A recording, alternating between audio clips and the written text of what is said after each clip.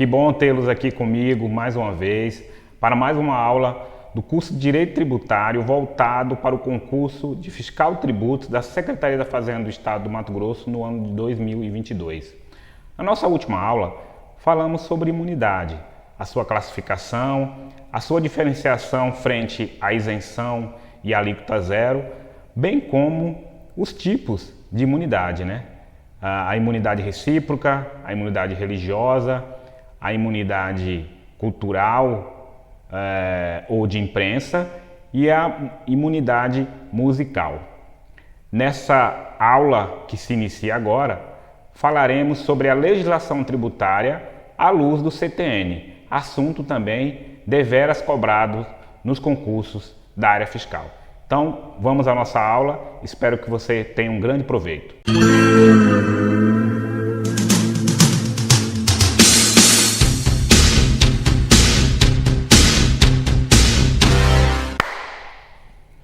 Bem, iniciando nossa aula sobre legislação tributária à luz do CTN, nós obrigatoriamente precisamos fazer uma leitura do artigo 96, que traz de forma bem tranquila o que é a legislação tributária. Nós vamos ver durante a explicação desse artigo que o CTN foi aquém do que realmente precisaria dizer quanto ao conceito de legislação tributária. O 96 diz o seguinte: a expressão legislação tributária compreendem as leis, os tratados e as convenções internacionais, os decretos e as normas complementares que versem, no todo ou em parte, sobre tributos e relações jurídicas a eles pertinentes. Por que o 96 disse menos do que deveria dizer? Porque, de fato, a legislação tributária ela não está restrita a apenas às leis, os tratados e as convenções internacionais, os decretos e as normas complementares. Percebam que, numa prova objetiva que for falar conforme o Código Tributário Nacional, a legislação tributária compreendem leis, tratados, deve ser observado exatamente o que está no 96. Contudo, já há um entendimento na doutrina e na jurisprudência de que a legislação tributária ela é maior do que apenas o que foi tratado aqui no artigo 96, né? Então, quando fala que compreendem as leis para o artigo 96, há que ser entendido no seu conceito amplo, né? Então, a Constituição Federal, como está colocada ali de 1988, é considerada, lato sensu, uma lei, nossa lei maior. Uma lei ordinária, uma lei complementar, uma medida provisória, né, que vai ser, enquanto vigente e não transformada em lei, tem valor de lei. Um decreto legislativo, que é um ato oriundo do poder legislativo e a ele unicamente designado, que tem força de lei, e uma resolução legislativa também tem força de lei. Então, muito cuidado nas provas de concurso, quando for a assertiva estiver voltada, direcionada para conforme o Código Tributário Nacional, evidentemente que a legislação tributária será adstrita a leis, tratados e convenções internacionais, decretos e normas complementares. Mas se for uma pergunta dizendo que no direito tributário a legislação tributária inclui alguns exemplos, né, e citar a Constituição, uma lei ordinária, um decreto, uma medida provisória, essa assertiva também estará correta. Perfeito?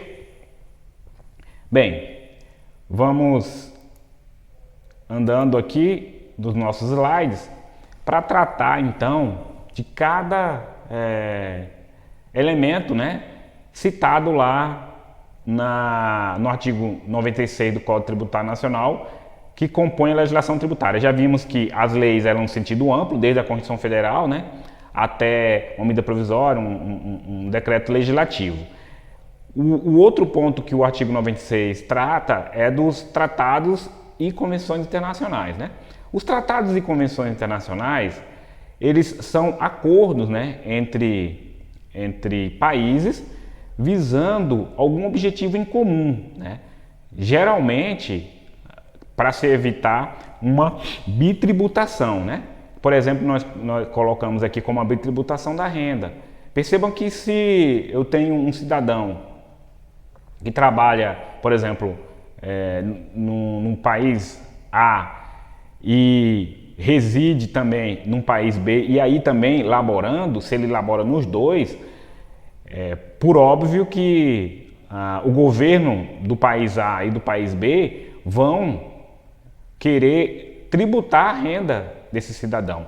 Mas, tendo um acordo, melhor dizendo, um tratado ou uma convenção internacional, tratados e convenções são similares para efeito aqui no caso de tratados e convenções na área tributária, esse tratado poderá dizer como que vai se dar essa tributação da renda, evitando a bitributação, né? Tributando essa renda apenas num país escolhido nesse tratado. O artigo 98, ele diz o seguinte: os tratados e as convenções internacionais revogam ou modificam a legislação tributária interna e serão observados pela que lhes sobrevenha. Então, essa é a literalidade do artigo 98. Mais uma vez, numa prova de concurso público, se for pedido a literalidade do CTN, nós precisamos confirmar que um tratado vai revogar, né, a nossa legislação tributária interna, ou seja, do nosso país, tá? E bem como as que vierem posteriormente, né, uma legislação tributária posterior ao tratado, deverá observar, né, o conteúdo desse tratado. Isso é o que está disposto no artigo 98. Há posições doutrinárias, jurisprudenciais que não levam isso à risca, né? Dizendo que o tratado não teria o condão de revogar mesmo, né? Mas de vigir, né, até que essa norma interna venha no futuro, numa eventual revogação dos termos desse tratado, novamente surtir o efeito, né? Novamente ser aplicável. Portanto, é como se a norma interna estivesse hibernando, né? Essas são as posições aí da doutrina, né? Um ponto que precisamos observar é que a doutrina e a jurisprudência já entendem que os tratados na área tributária, elas entram no nosso ordenamento jurídico como força de lei ordinária, né? Então, dessa forma, se diferenciam dos tratados que versam sobre direitos humanos, tá? Esses tratados que versam sobre direitos humanos, a Constituição Federal já os deu força supralegal.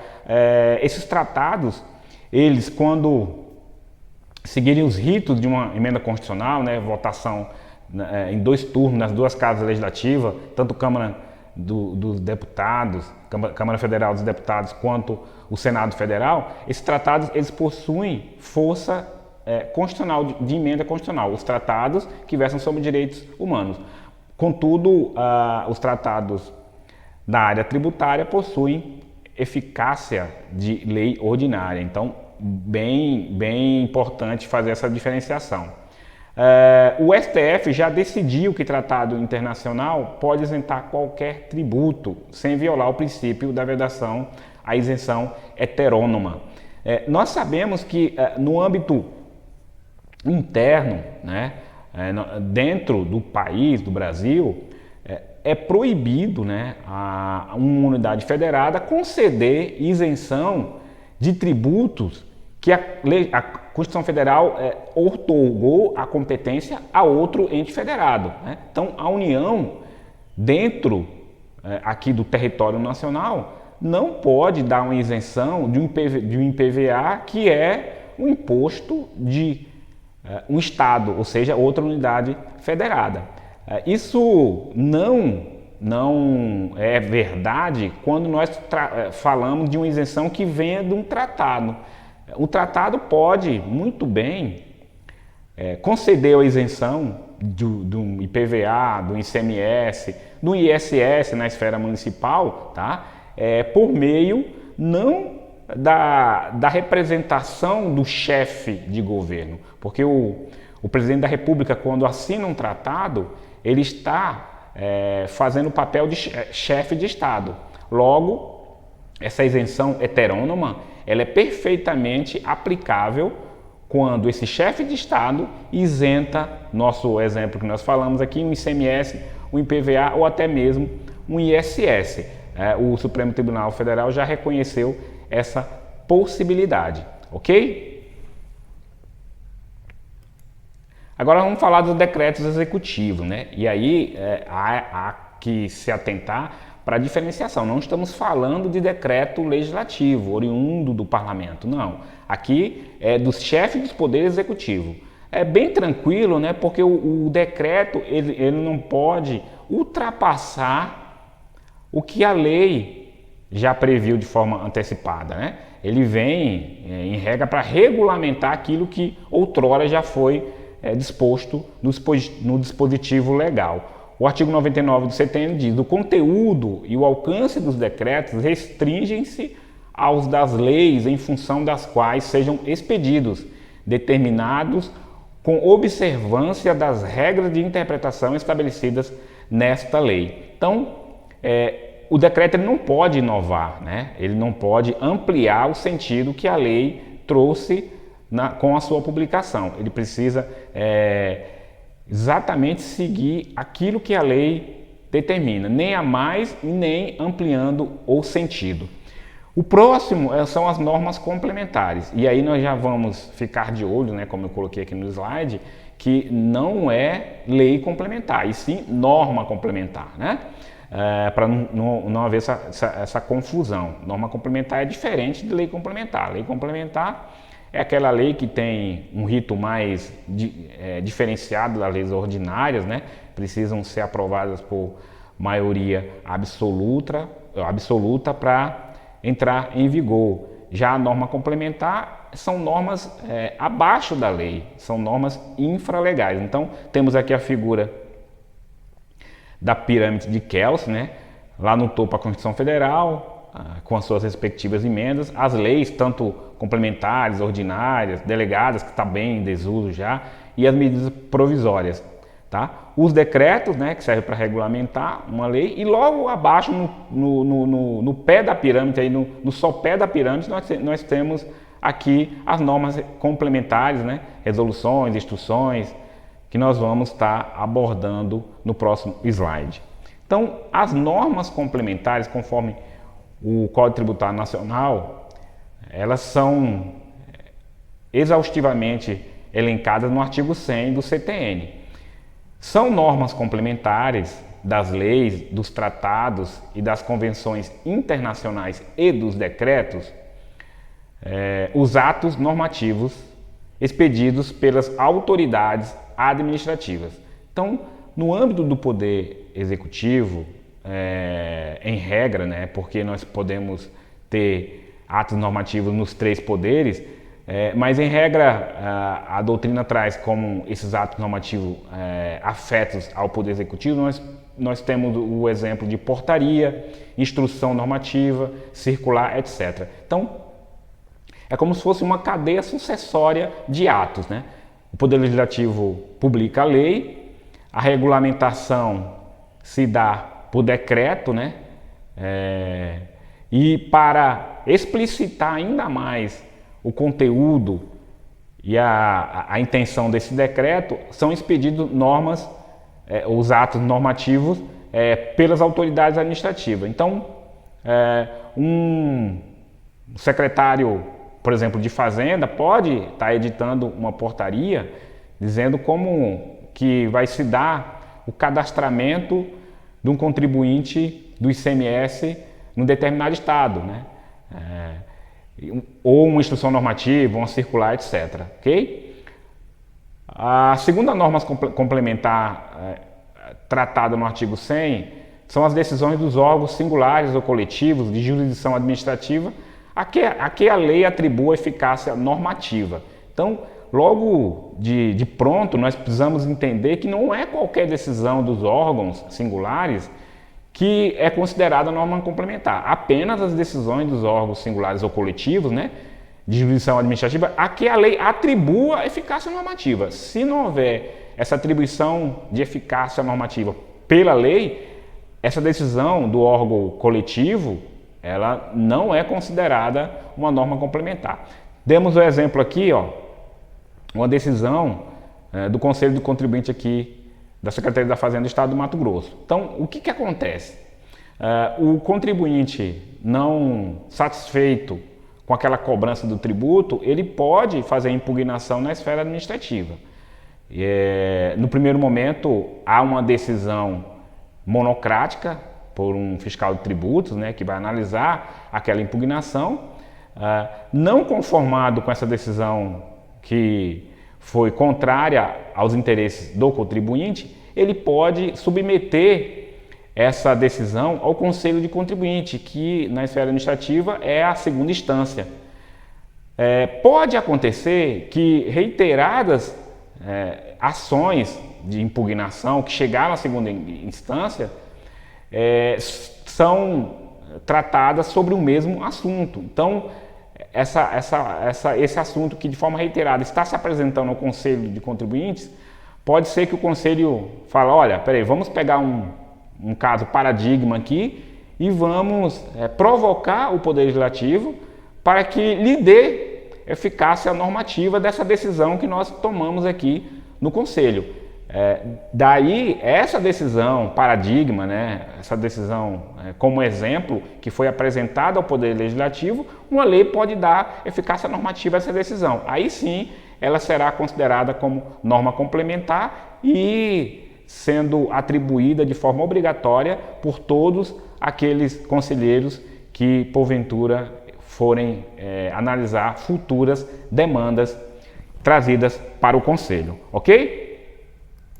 A próxima norma complementar são as práticas reiteradamente observadas pelas autoridades administrativas.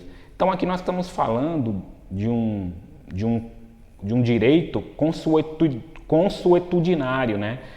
Os famosos usos e costumes, que também o artigo 100 dá o símbolo de norma complementar. Por exemplo, após reiteradas vezes e pelo período de 4 anos, a autoridade administrativa fiscal deixou de exigir os juros incidentes sobre o atraso de até 10 dias no pagamento da taxa anual de alvará de funcionamento para o setor de distribuição de autopeças, apesar de não existir previsão legal.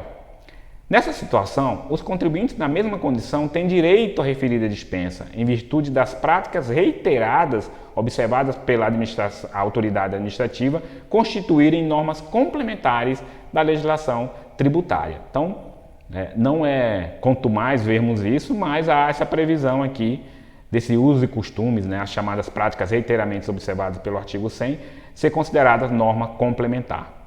E por último, nós temos os convênios que entre si celebrem a União, os estados, o Distrito Federal e os municípios, né? No âmbito aqui do estado do Mato Grosso, nós temos um convênio, e isso é replicado também nas outras unidades federadas, com a Receita Federal do Brasil, para fazermos aí a verificação de uma determinada informação à Receita Federal, de uma doação, tá? Quando o contribuinte faz a sua declaração de imposto de renda, mas que não foi ofertada essa doação para o fisco estadual, né, aplicar a incidência do ITCD, né? Então, nós temos um convênio com a Receita Federal que cruzamos as informações e notificamos aqueles contribuintes que efetuaram a doação, que informaram essa doação para a sua declaração de imposto de renda, contudo, não fez a declaração do ITCD. Então, esses convênios têm o condão de facilitar, então, essa administração tributária e são normas complementares. Agora vamos falar do parágrafo único do artigo 100, que, prestigiando o princípio da segurança jurídica, diz que o contribuinte que atendeu todas as normas complementares, se elas vierem a não mais vigir, o contribuinte estará salvo de qualquer penalidade e até mesmo uma atualização monetária. Vejamos a redação. A observância das normas referidas nesse artigo exclui a imposição de penalidades, a cobrança de juros de mora e a atualização do valor monetário da base de cálculo do tributo. É muito óbvio, né? E é bom que seja assim, porque o contribuinte, atendendo o imperativo de uma norma complementar e essa norma complementar agora não mais tendo vigência, não seria razoável que a ele fosse imputado penalidades. Então, o parágrafo único o livra, né, dessas penalidades, cobrança de juros de mora e, inclusive, a atualização monetária, né, correção monetária. É muito interessante que são poucos institutos no CTN que dispensam a correção monetária e o artigo 100 no seu parágrafo único assim o diz, né? Então, aqui no quadro, revogação de norma complementar, cobra-se o quê? Apenas o tributo, ele limpo, né? Afastando-se a multa, os juros de mora e a correção monetária, que no parágrafo único é nominado como atualização do valor monetário, ok? Deixando então as normas complementares, vamos falar da vigência da legislação tributária. O que é a vigência de uma norma, né? Vigência de uma norma é quando esta norma ela já transitou por todos os processos, né?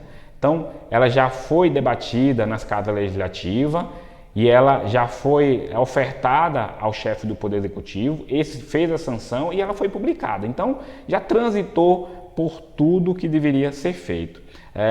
Precisamos observar que a vigência ela é diferente da eficácia de uma norma, né? Então, por vezes, você pode ter uma norma que ela está vigendo, mas ainda não possui uma eficácia. No âmbito tributário, nós vemos isso muito, né?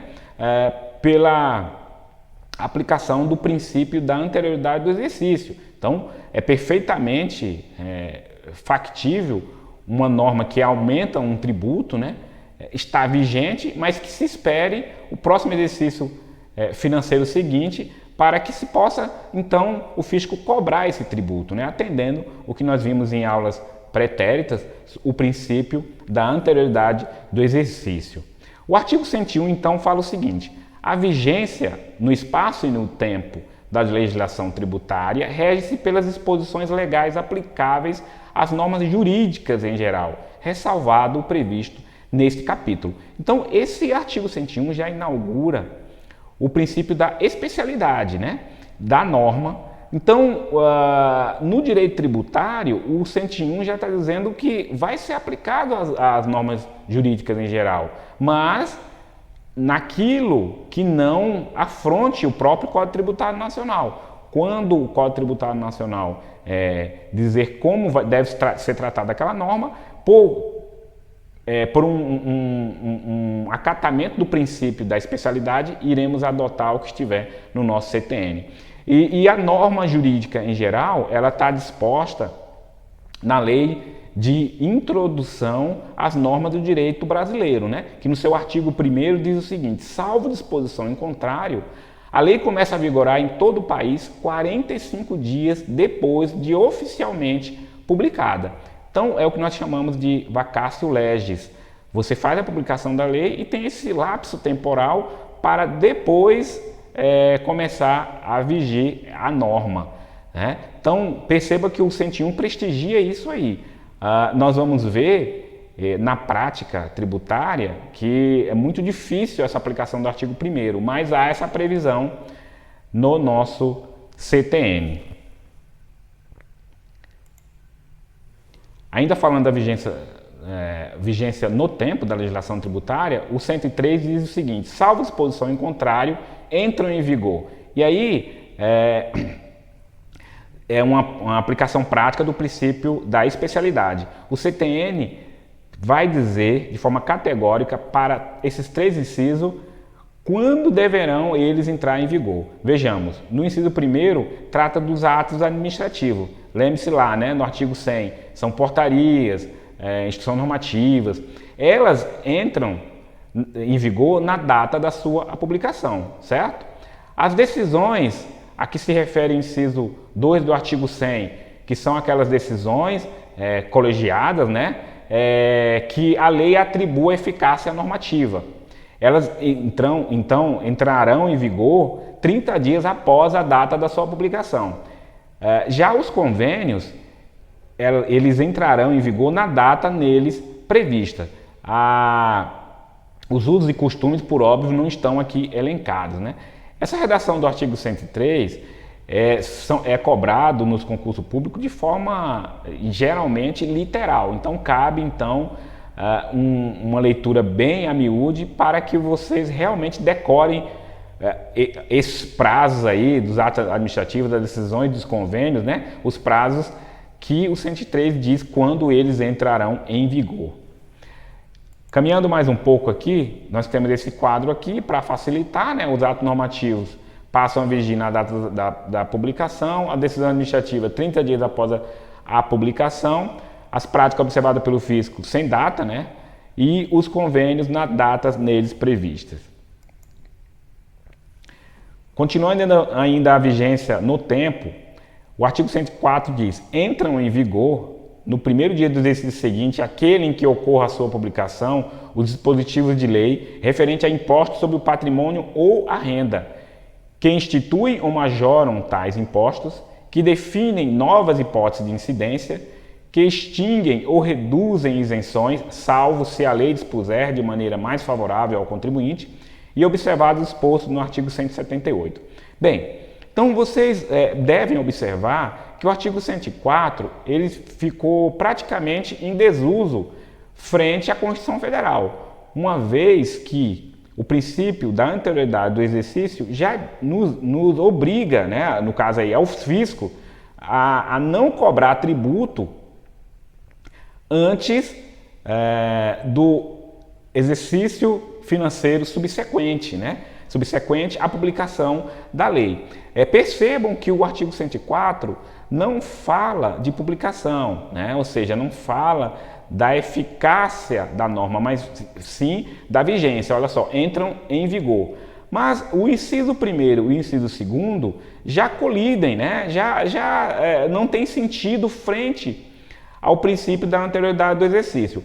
Então, de fato, o que nós precisamos nos preocupar aqui é o inciso 3º. E percebam também que o artigo 104 diz respeito apenas aos impostos sobre o patrimônio e a renda. E o princípio da anterioridade do exercício diz respeito a todos os tributos. Bem, o inciso 3º diz respeito, de fato, a isenções não onerosas. O próprio dispositivo já ressalva o artigo 178, que trata das isenções onerosas, que são aquelas em que há uma contrapartida do sujeito passivo para o gozo desse benefício fiscal. Por óbvio que a extinção ou redução de uma isenção, já consolidado na doutrina e na jurisprudência do STF, não precisa aguardar o exercício seguinte, mas lembrando de forma repetida, se a questão da prova dizer que, segundo o CTN, os dispositivos de leis que extinguem ou reduzem isenção, salvo se a lei dispuser de maneira favorável ao contribuinte, deverão entrar em vigor apenas no exercício financeiro seguinte, essa assertiva estará correta à luz do CTN. Então, bem importante ficarem atentos quanto à literalidade do artigo 104. Caminhando mais um pouco, falaremos agora da vigência no espaço. A regra da vigência de uma norma tributária é que ela tenha a vigência no espaço territorial da unidade federada. Então, uma lei nacional em todo o país, uma lei estadual naquele respectivo estado e uma lei municipal no respectivo município, né? Mas o artigo 102 traz uma exceção a essa vigência espacial. Diz o seguinte: a legislação tributária dos estados, do Distrito Federal e dos municípios vigora no país, fora dos respectivos territórios, nos limites em que lhes reconheçam extraterritorialidade os convênios de que participem, ou do que disponham esta ou outras leis de normas gerais expedidas pela União. Então, o dispositivo dá, pelo menos de forma teórica, a possibilidade de uma lei, né, Já que fala de legislação tributária e vimos que a lei está inserida no conceito de legislação tributária, uma lei de um determinado estado ter vigência em outro estado. Isso não é usual, né? O que é mais usual é a parte final do artigo que fala que ou do que dispõe esta lei, no caso o CTN, outra lei de normas gerais pedida pela União. Então, nós temos aí sim uma possibilidade mais concreta quando, por exemplo, aqui colocamos um extrato aqui na época da Constituição Federal, quando criou o Estado de Tocantins, né?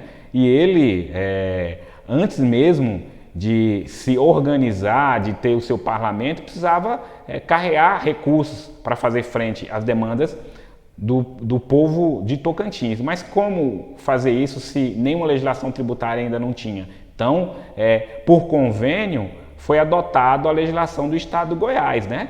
Que Tocantins foi desmembrado do Estado de Goiás com a Constituição Federal de 1988. Então, por convênio, é possível sim que uma legislação tributária ou uma lei possa ser aplicada no estado que esteja nascendo. Essa é uma aplicação aí do artigo 102. Agora falaremos da aplicação da legislação tributária, né? Colocado lá no artigo 105 e 106 do CTN. Então eu convido a vocês a assistirem o vídeo da nossa aula número 7, onde falamos sobre o princípio da irretroatividade tributária, né? E vamos deixar aqui então o link aqui nesse vídeo para vocês fazerem a relembrança, né, do que foi tratado na aula passada, ok? Vamos falar agora da interpretação da legislação tributária. O que é interpretar? Interpretar é tirar o conteúdo, né, de uma norma, é saber o que de fato aquela norma quer trazer e quer reverberar para os seus destinatários.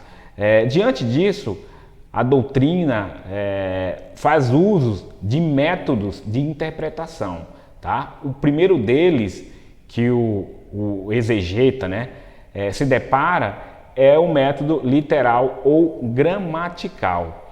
Gramatical ou literal porque ele vai se ater, né, o exegeta vai se ater na literalidade das palavras colocadas naquele dispositivo.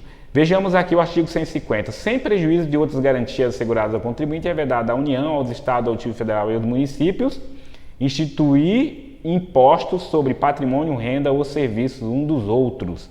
Né? Quando nós falamos na nossa aula passada sobre a imunidade recíproca, o legislador constituinte originário deixou bem claro que a imunidade recíproca é apenas para os impostos. Então, numa interpretação literal, nós já vimos que o legislador não quis colocar tributo, e sim impostos. Essa obviedade, ela é bem clara quando você faz essa interpretação literal. Então, imposto como uma espécie de tributo,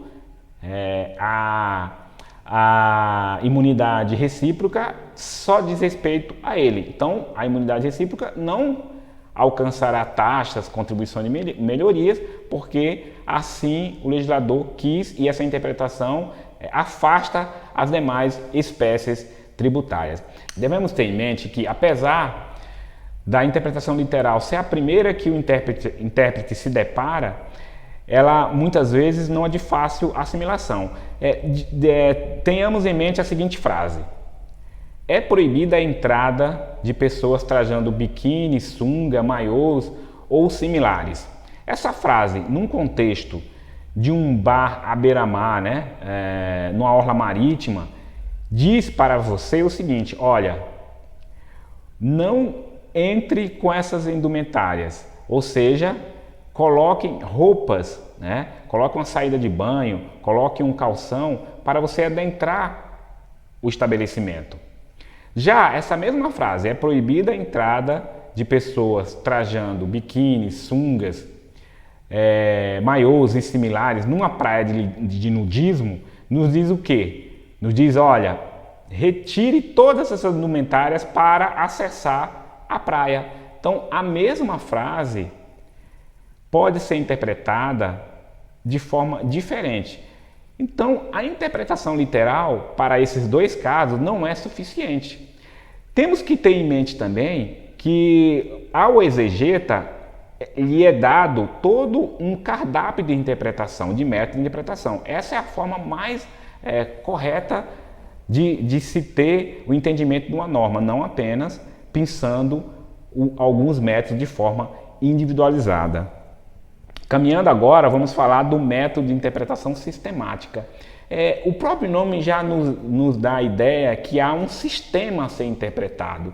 Então, não podemos apenas, de forma literal, interpretar aquela norma que nos apresenta. Precisamos entender qual o significado dela num sistema mais macro, né? Então, o exemplo que nós trazemos aqui, ainda no 150, é proibido aos entes federados instituir impostos sobre templos de qualquer culto. No primeiro momento, se ficarmos apenas com o substantivo templo, entenderíamos que apenas o prédio físico gozaria da imunidade religiosa. Mas, andando no próprio artigo 150, no seu parágrafo 4º, diz que a vedação expressa no inciso 6º, a linha B e C, compreende somente o patrimônio, a renda e os serviços relacionados com as finalidades essenciais das entidades nelas mencionadas. Então, a imunidade religiosa se estende de forma ampla, atingindo a toda a entidade, e não apenas os templos, né? Então, está imune de pagar tributos, inclusive a casa paroquial, o estacionamento porventura alugado por essa igreja, por essa entidade. Então, a interpretação sistemática, ela não fica apenas de forma pontual num determinado instituto, ela abarca completamente o sistema, no nosso caso aqui, o sistema tributário. Falaremos agora da interpretação teleológica.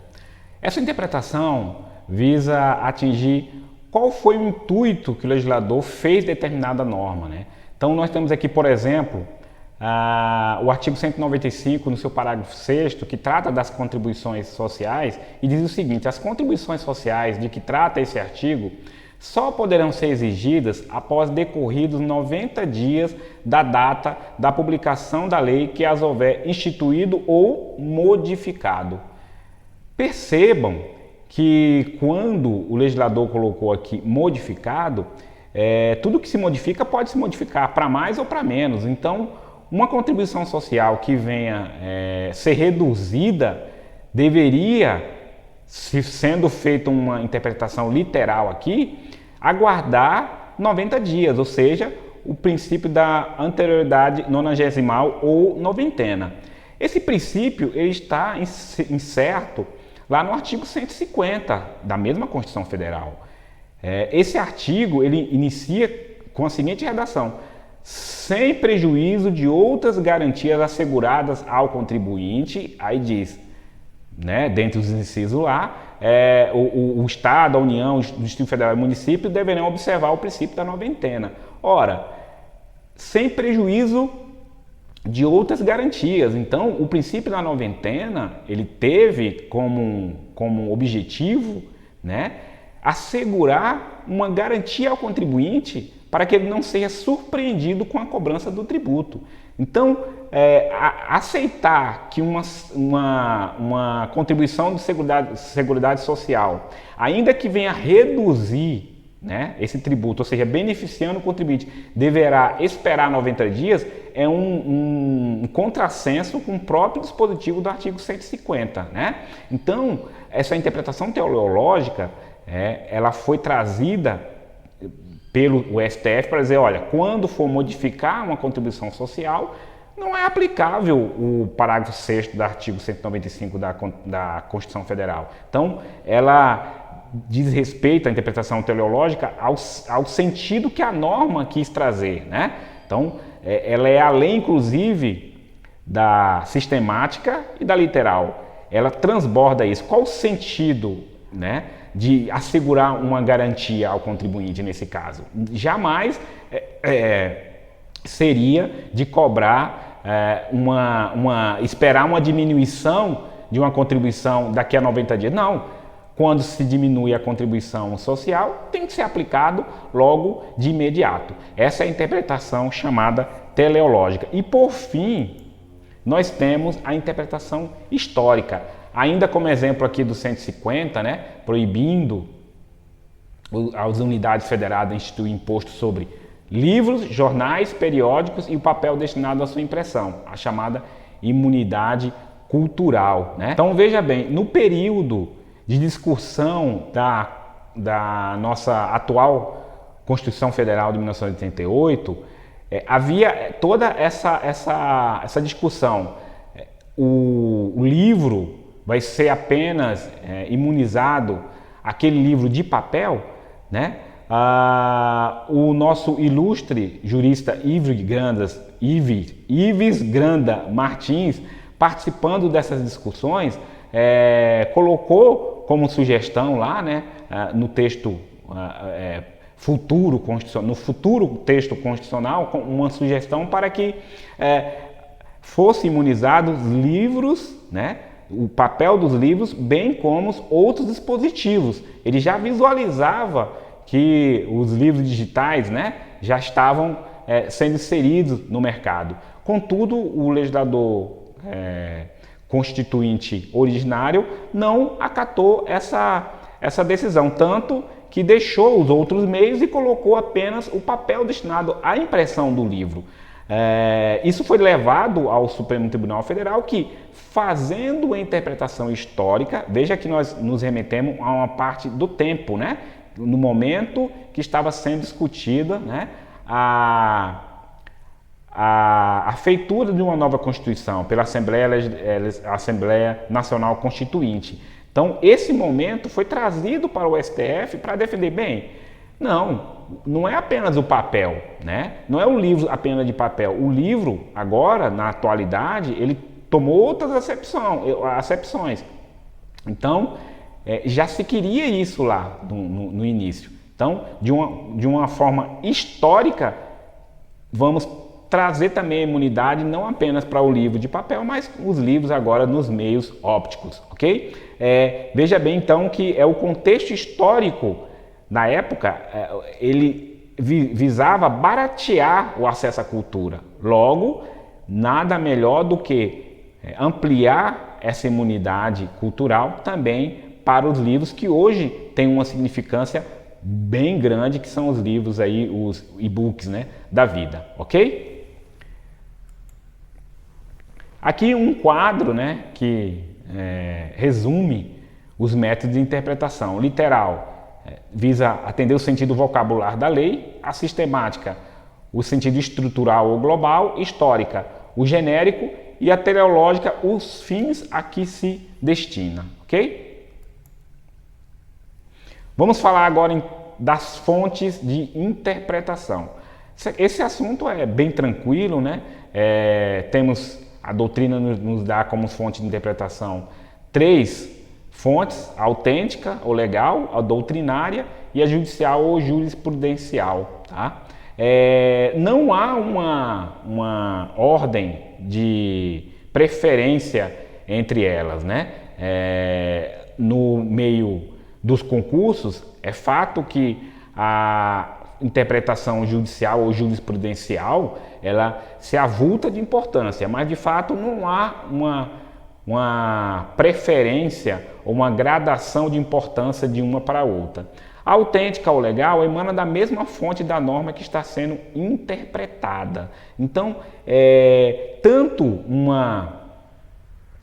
os motivos daquela lei, né, quando ela é editada, a exposição de motivo, você pode beber água nessa fonte para fazer uma interpretação, bem como uma nova lei pode nascer apenas para interpretar uma lei pretérita, né? Então, essa é a dita interpretação autêntica ou legal. A doutrinária é feita pelos estudiosos da matéria, os chamados doutrinadores, né? Eles vão se debruçar e dizer a visão dos experts daquela matéria a respeito da norma. Já a jurisprudencial são as decisões reiteradas dos tribunais, né, que fazem caminhar o seu entendimento conforme, sobre a norma, conforme o que diz aí o entendimento das leis nos tribunais.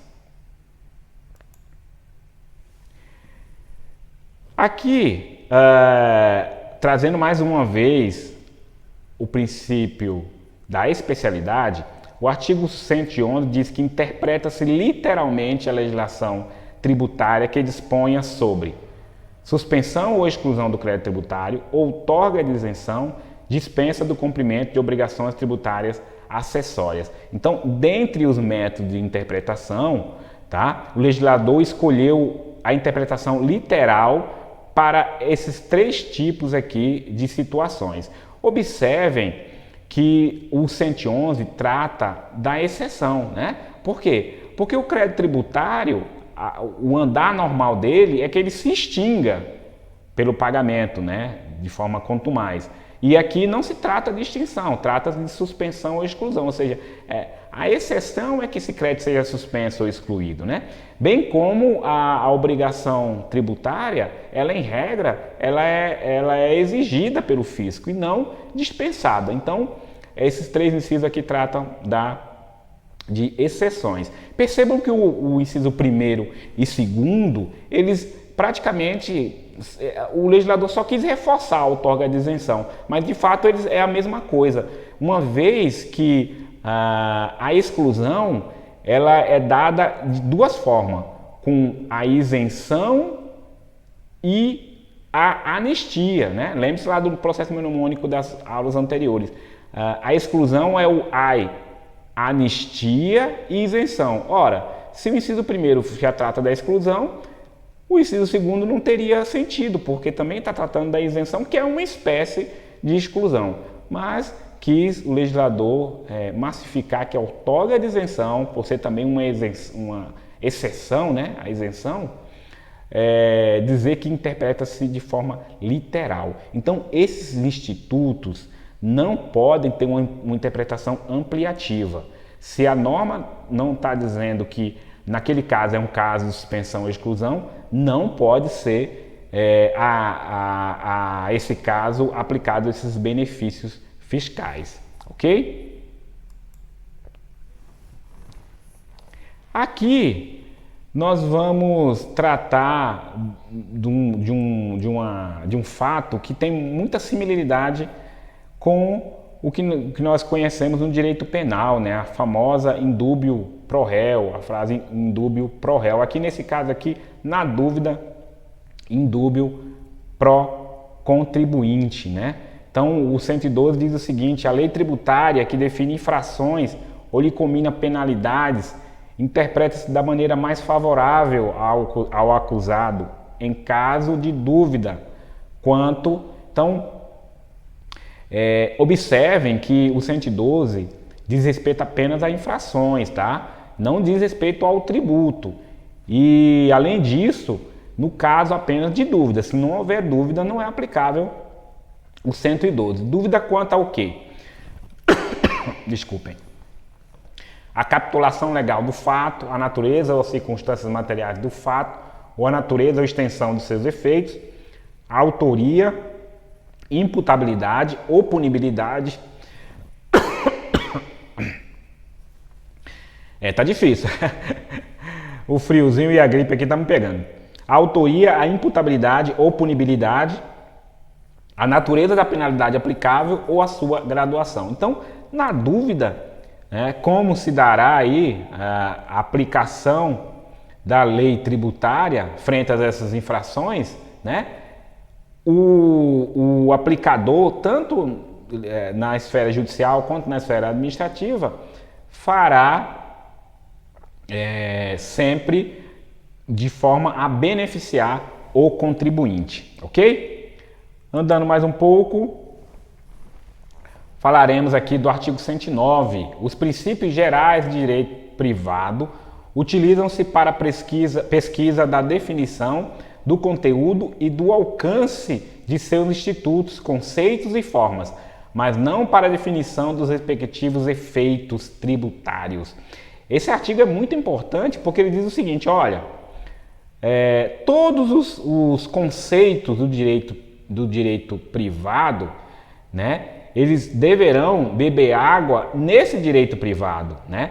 A definição do que é propriedade, a definição do que é circulação de mercadoria, a definição do que é doação, tudo isso é feito no direito privado. Agora, não para dar a definição desses efeitos tributários, porque esses efeitos tributários, às vezes, no mundo real, no mundo concreto, terão outra forma de tratamento.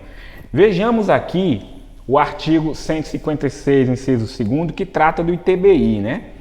Diz o seguinte, compete aos municípios instituir imposto sobre, no inciso 2º, transmissão intervivos a qualquer título por ato oneroso de bens imóveis por natureza ou acessão física e de direitos reais sobre imóveis, exceto os de garantia, bem como cessão de direitos à sua aquisição.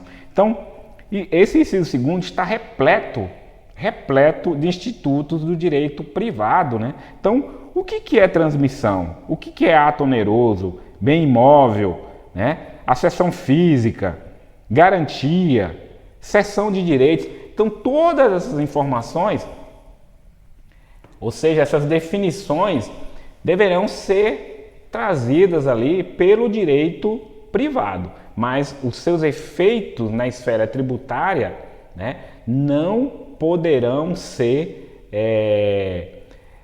trazidos pelo direito privado, mas pelo próprio direito tributário. Veja um exemplo aqui, ó. Doação de um bem. Numa doação de um bem, por óbvio, que vai incidir o ITCD. Mas, o que foi feito aqui? Foi feita uma simulação de compra e venda para pagar o ITBI, que por vezes é menor do que o ITCD, por um valor irrisório. Tá? Então, com essa simulação, o contribuinte está querendo fazer uma evasão fiscal, né? Ele está querendo ludibriar. Então, de fato, nós vamos pegar o que aqui nesse caso concreto? Não vamos acatar a doação, que é o Instituto de Direito Privado, né? Vamos acatar a compra e venda, que também é um Instituto de Direito Privado, e a essa compra e venda vamos dar o efeito tributário afastando a doação. É isso que diz o artigo 109. Já o 110, ele trata desses efeitos, né, de institutos privados quando houver necessidade de definir ou limitar uma competência tributária. Vejamos a sua redação. A lei tributária não pode alterar a definição, o conteúdo e o alcance de institutos, conceitos e formas de direito privados utilizados expressas ou implicitamente pela Constituição Federal, pelas constituições dos estados ou pelas leis orgânicas do Distrito Federal ou dos municípios para definir ou limitar competências. Nós precisamos ver que já traz uma estranheza logo no início e combinado com o final desse artigo, porque uma lei ela não vai de fato definir ou limitar competências.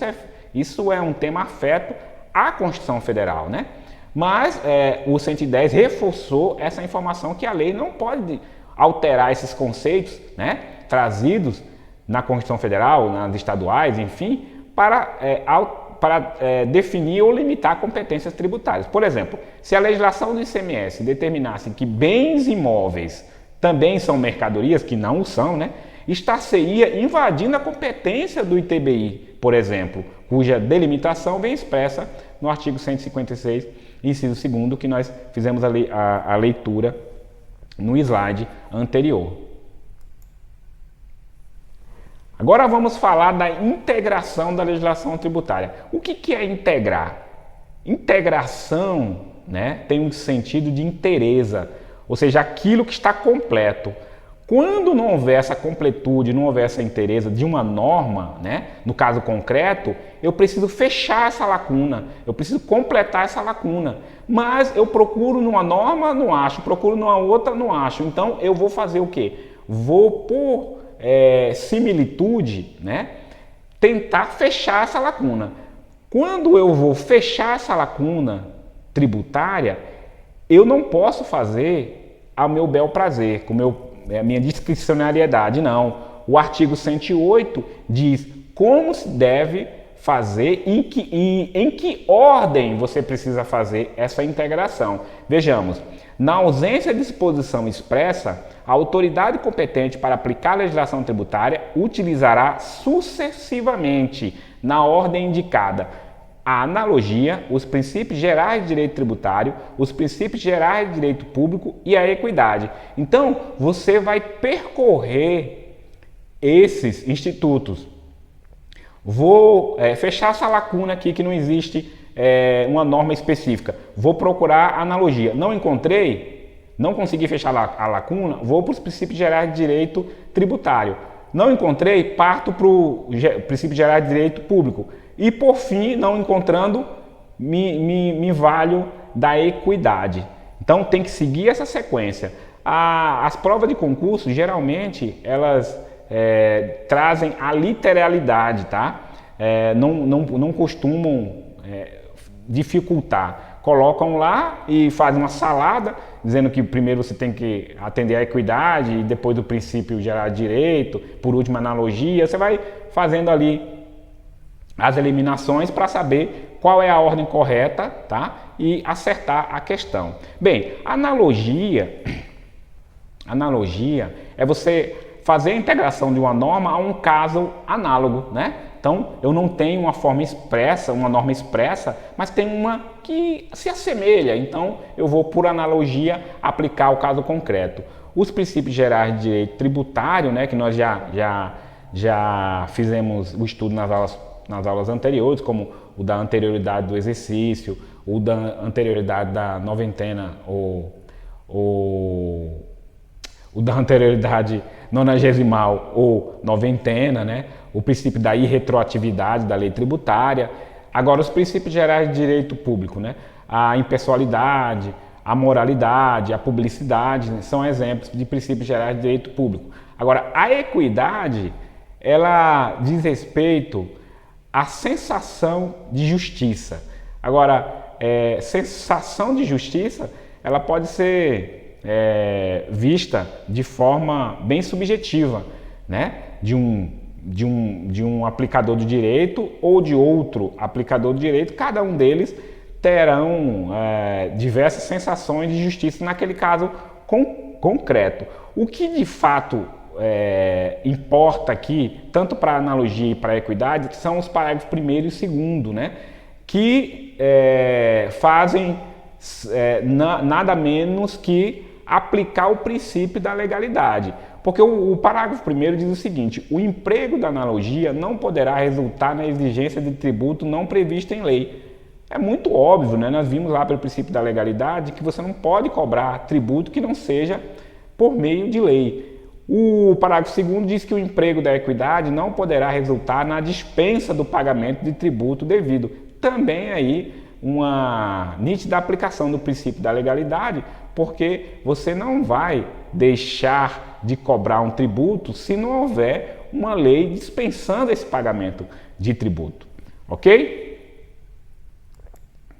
Bem, assim nós finalizamos mais uma aula do nosso curso de Direito Tributário voltado para o concurso de fiscal de tributos da Secretaria da Fazenda do Estado do Mato Grosso, agora no ano de 2022.